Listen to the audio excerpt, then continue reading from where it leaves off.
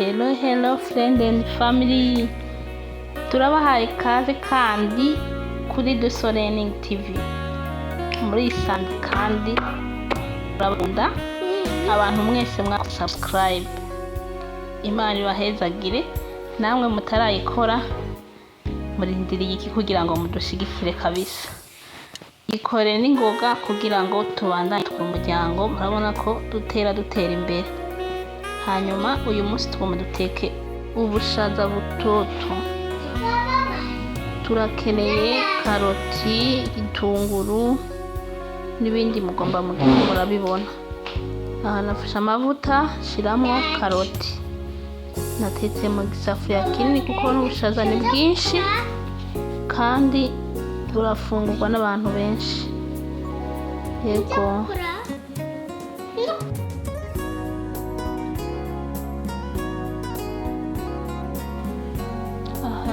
Shiramo igitunguru, bitunguru bitukura namaze kubikatagura, hama ndindire bishe.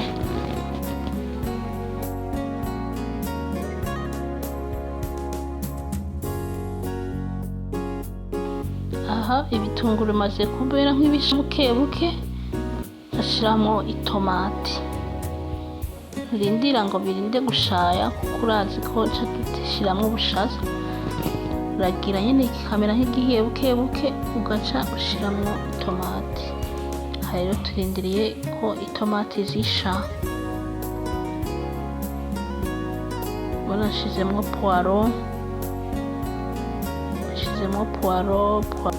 Ubu bushaza tugomba duteke n'ubushaza special. Ofete buhishwa n'umuhisha, nta mazi menshi, nta bintu by'amasosi. Oya, buba buryoshe bwumutse bumeze neza. Bimaze gusha, jasukamwo bwa bushaza bwacu. Nari namaze kuburonga ndabushira ahantu. Rero kuvanga ubushaza bwacu twavuganye ko atamazi shiramo. Biteye kuko nyene ahanini buhishwa n'umuhisha. Umuhisha ni ubuhisha.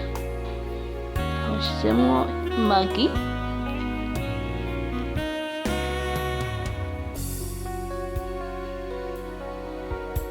zitatu.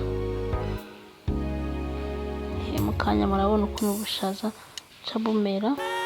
Iyo ni poivre noire na poivre blanc.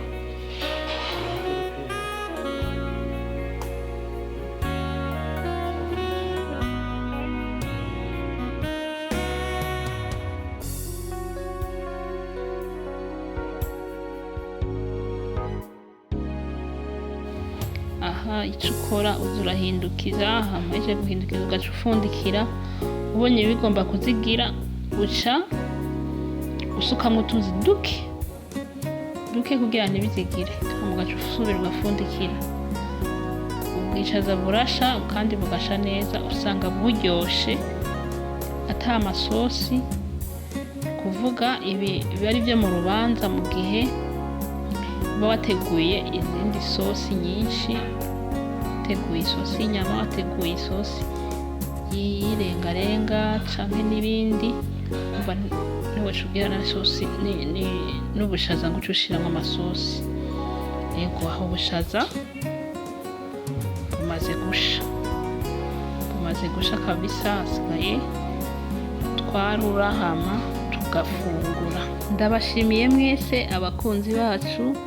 Hariho abantu badukunda by'ukuri, tudahegezanya kubibona muri commentaire. Mwarakoze kandi mwahisemo neza. Tuzosubira mu yindi video. Bye bye, ndabakunda. Urabona ubushaza busa neza cyane. Apeti.